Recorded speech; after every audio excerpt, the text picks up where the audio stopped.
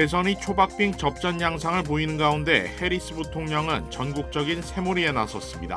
트럼프 전 대통령은 범죄 조직 자산을 압류해 이민 범죄 피해자를 지원하겠다는 공약을 발표했습니다. 선거가 이제 일주일 앞으로 다가온 가운데 오렌지 카운티 지역 선출직에 출마한 한인 후보들을 알아봅니다. 애틀랜타의 고급 호텔 건물에서 무장 용의자와 경찰의 대치극이 벌어졌습니다. 용의자를 제압하는 과정에서 경관이 다치는 등 긴박한 순간이 이어졌습니다. 밀린 렌트비를 내라고 독촉한 집주인을 흉기로 살해한 10대 여성 세입자가 체포됐습니다. LA 교도소에서 마약 추정 약물을 과다 복용한 수감자 7명이 병원으로 이송되는 일이 발생했습니다.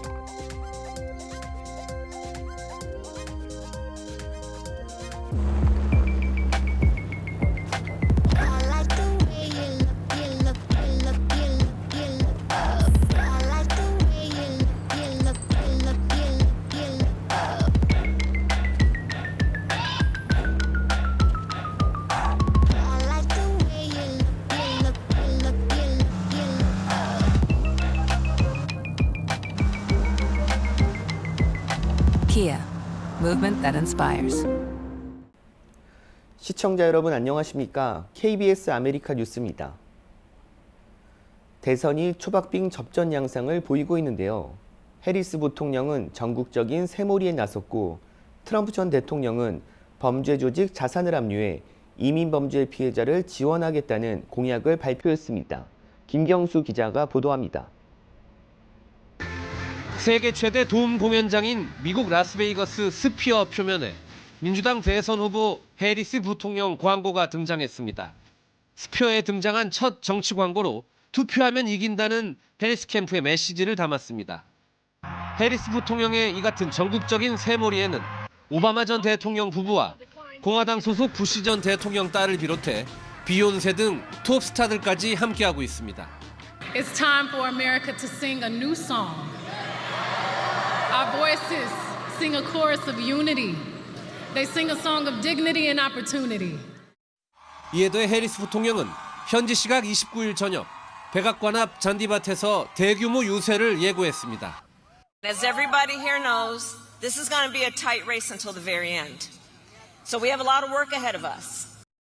공화당의 트럼프 전 대통령은 플로리다에서 기자회견을 열고 국경 문제를 거론하며 해리스 부통령을 맹비난했습니다. 그러면서 범죄 조직과 마약 카르텔의 자산을 압류하겠다는 공약을 발표했습니다.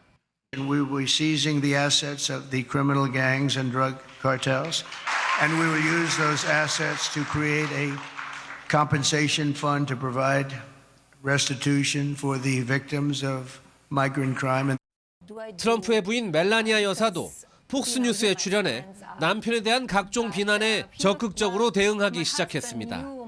He's not Hitler, and all of his supporters, they're standing behind him because they want to see country successful, and we see what kind of support he has.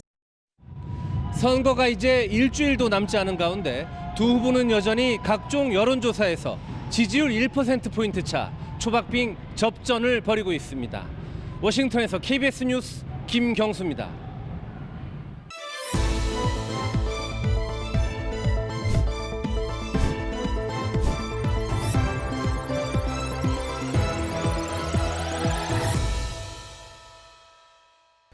(2024) 미 대선 우리의 선택 11월 5일 선거가 이제 딱 일주일인 7일 앞으로 다가왔습니다. 대통령 선거 외에 우리가 사는 지역의 참일꾼을 뽑는 선출직 선거도 치러지는데요. 꼭 소중한 한 표 행사하시길 바랍니다. 오는 11월 선거에 출마한 오렌지 카운티 지역 한인 후보들을 소개합니다. 윤범수 기자입니다. 캘리포니아주 상원 37지구에 출마한 최석호 후보. 얼바인시 교육위원과 시의원을 거쳐 2012년 얼바인 시장에 당선됐고 재선까지 거쳤습니다. 이후 캘리포니아주 하원에 진출해 6년간 활동한 베테랑 1세대 한인 정치인입니다.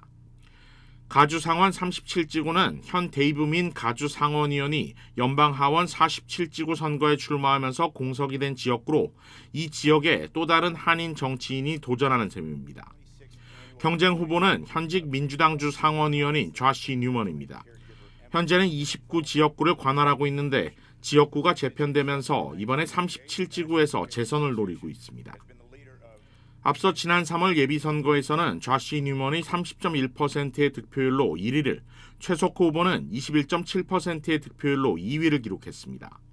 그러나 각 후보에 대한 유권자들의 표를 정당별로 분류할 경우 오히려 득표율 면에서 공화당 52.9%대 민주당 47.1%로 공화당이 더 우세했습니다.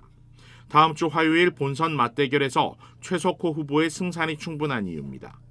오렌지 카운티 내에서도 한인들이 많이 사는 얼바인과 코스타메사, 라구나 니겔, 레이크 포리스트를 포함하는 지역구인 만큼 한인 유권자들의 투표가 결정적 역할을 할 것으로 예상됩니다. 각 지역 시의원과 시장에 출마한 한인 후보들도 있습니다. 얼바인 시장직에는 태미킴 현 시의원이 도전장을 냈습니다. 일반적으로 시의원들이 돌아가며 시장직을 맡는 다른 도시들과 달리 엄연한 선출직인 만큼 무게감이 남다릅니다. 당선되면 강석희, 최석호에 이어 세 번째 한인 시장이 됩니다. 얼바인시는 또 올해 처음 지역구 선거를 시행하는데 일지구 시의원에 한인 전박 후보가 출마하고 있습니다. 사업가이자 3남매의 아버지로 얼바인에서만 24년을 거주한 토박이 지역 정치인입니다. 또 얼바인시에서 재정 담당 커미셔너를 역임한 바 있습니다. 그 밖에 플러튼시에서는 프레드 정 현 부시장이 자신의 지역구인 일지구에서 다시 한번 재선에 도전하고 있고, 플러튼 교육위원 선거에는 공군 예비역 장교이자 오렌지 카운티 소셜 서비스국 부국장인 제임스 조 후보가 출마하고 있습니다. 또 바로 인근 부에나팍시 2지구 시의원 선거에는 한인 최영덕 후보가 출마했습니다. KBS 뉴스 윤범수입니다. 공화당 대선 후보인 트럼프 전 대통령이 3선에 도전하는 미셸 박스틸 연방 하원 의원을 공식 지지한다고 밝혔습니다.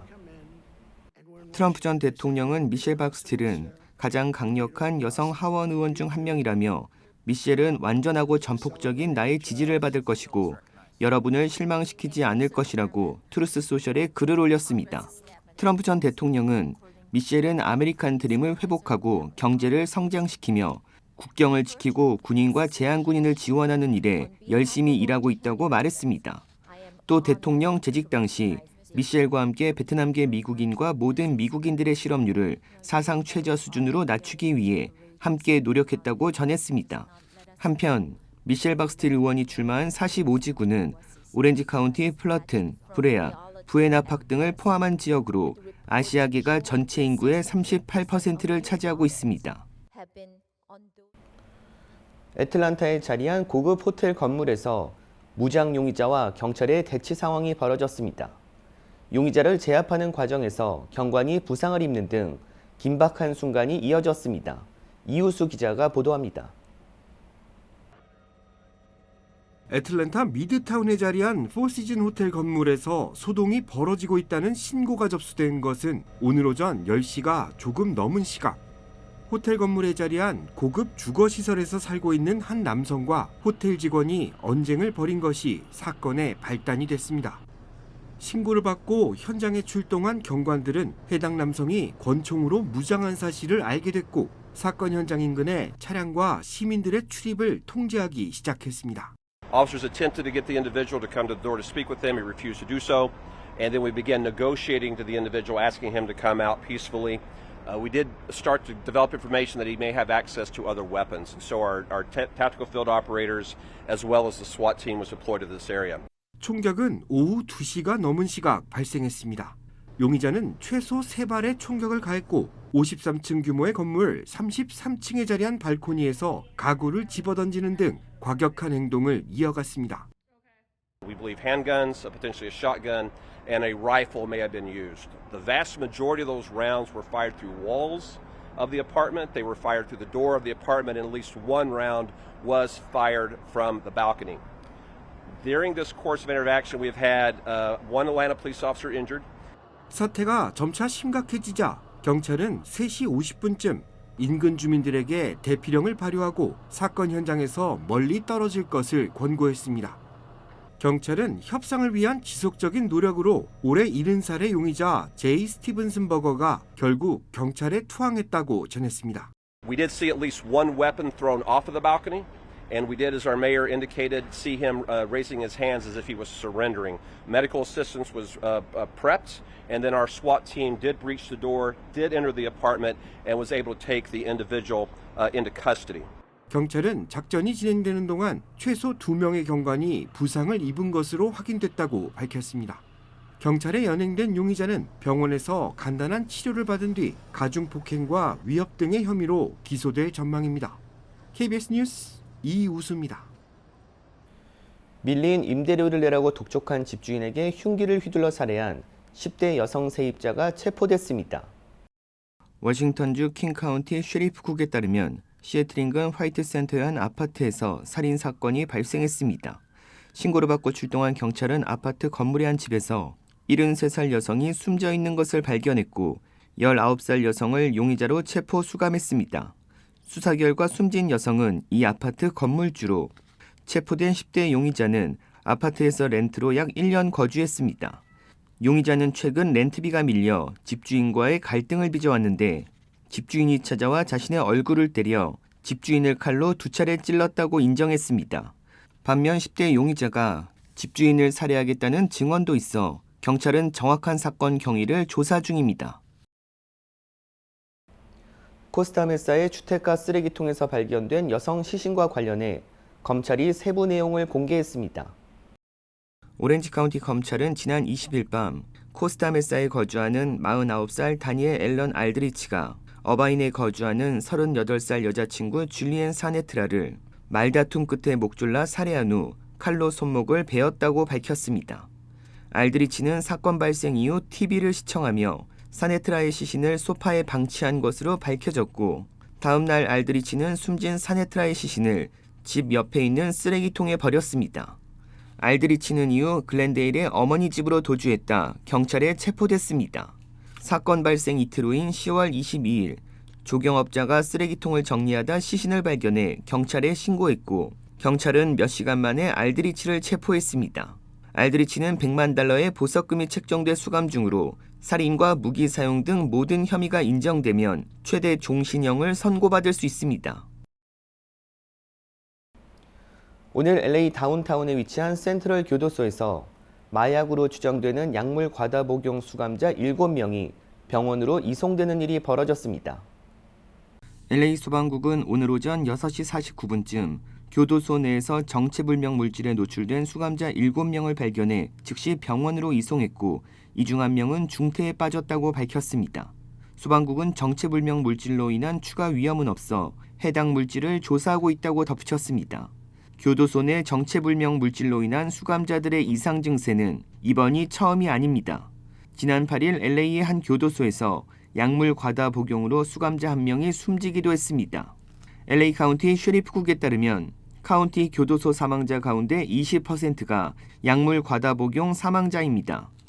계속되는 수감자들의 이상 증세와 사망에 당국은 마약 유가 시설 내 반입되지 못하도록 전신 스캐너를 추가 확보해 방지하겠다고 밝혔습니다.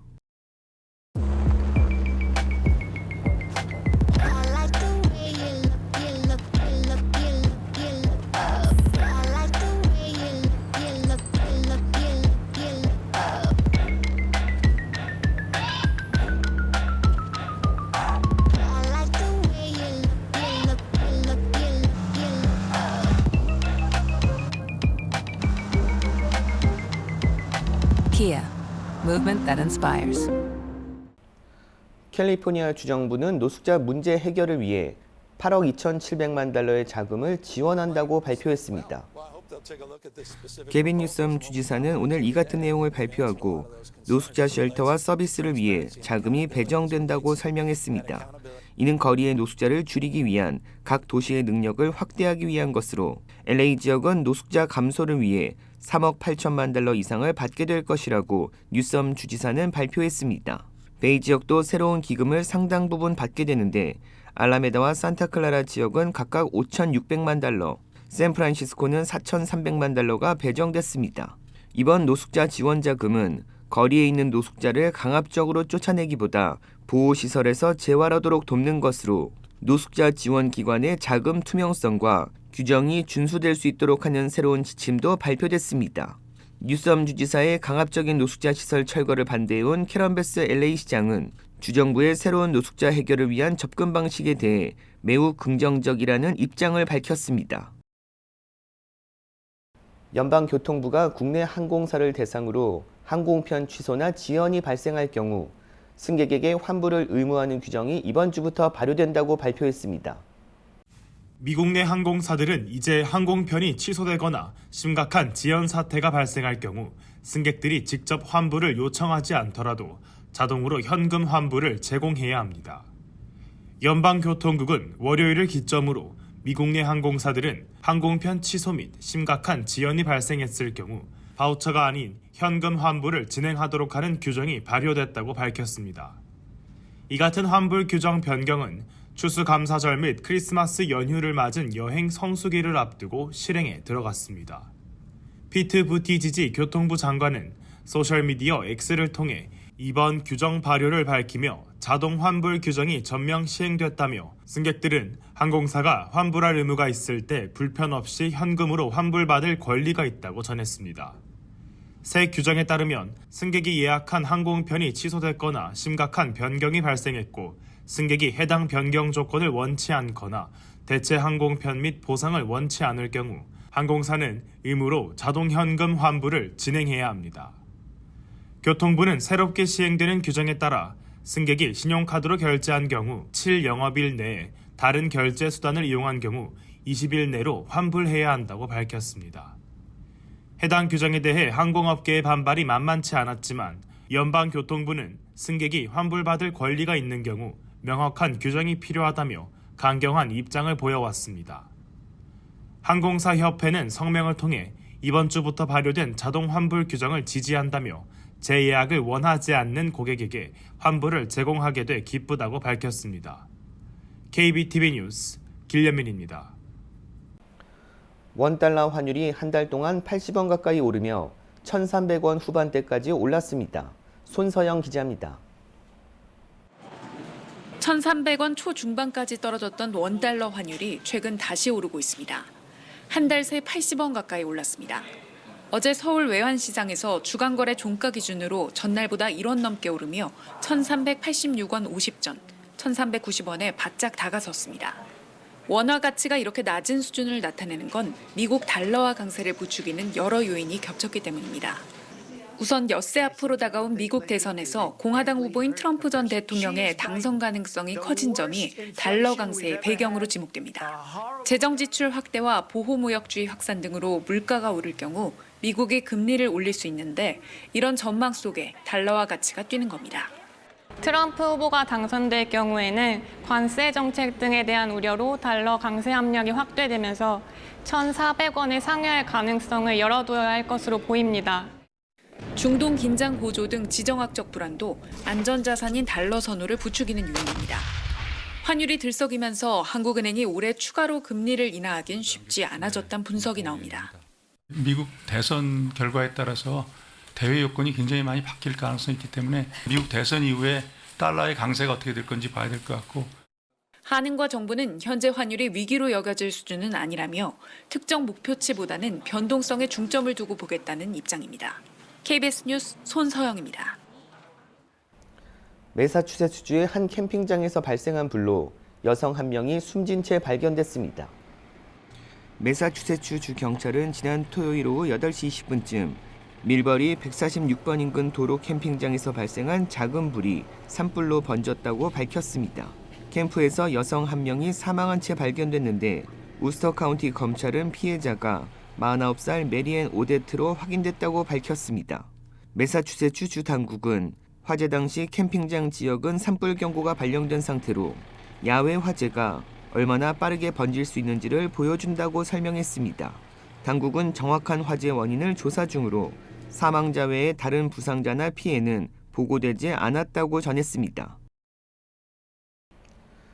10센트 주화가 경매에서 50만 달러가 넘는 금액에 낙찰됐습니다. 이 동전은 S가 없는 단 2개의 동전 중 하나로 알려졌습니다. 경매업체 그레이트 컬렉션은 온라인 경매에서 1975년 샌프란시스코 소재 조폐국에서 발행한 10센트 주화가 50만 6,250달러에 낙찰됐다고 밝혔습니다. 조폐국이 수집용으로 발행한 280만여 개의 주화 중 하나인 이 10센트 주화는 S 문자가 없어 노 S다임으로 불리는 단 2개의 주화 중 하나로 지난 40년간 행방이 알려지지 않았습니다. 동전을 소장하고 있던 오하이오주에 거주하는 세 자매는 남동생이 사망한 후 그가 40년 넘게 은행 금고에 보관했던 노 S다임을 물려받아 경매에 내놓았다고 설명했습니다. 이 자매의 남동생과 어머니는 지난 1978년 노 S다임 주화를 18,200달러에 매입해 소장하고 있었습니다. 2개 중 또 다른 노 S다임은 2019년 경매에서 45만 6천 달러에 낙찰돼 다른 수집가가 51만 6천 달러에 매입해 소장하고 있습니다. 국제 무대에서 활발한 연주 활동을 벌이고 있는 한인 음악가들이 한인 커뮤니티를 대상으로 오픈 클래식 음악회를 개최합니다. 한인 음악가들이 활동하고 있는 비영리 단체 야스마7은 한인 커뮤니티를 대상으로 음악회를 개최한다고 밝혔습니다. 한인 피아니스트 장성과 바이올리니스트 김유은 듀오가 선보일 이번 무대에서는 드보르작의 슬라브 무곡, 브람스의 헝거리 무곡 6번 등 피아노와 바이올린 이중주의 명곡들이 연주될 예정입니다. 한인 클래식 애호가들을 위한 이번 공연은 다음 달 2일 오후 4시부터 오렌지 카운티 성공회 가든그로브 교회에서 펼쳐집니다. 야스마7이 개최하는 이번 공연의 입장권은 온라인에서 구매할 수 있습니다.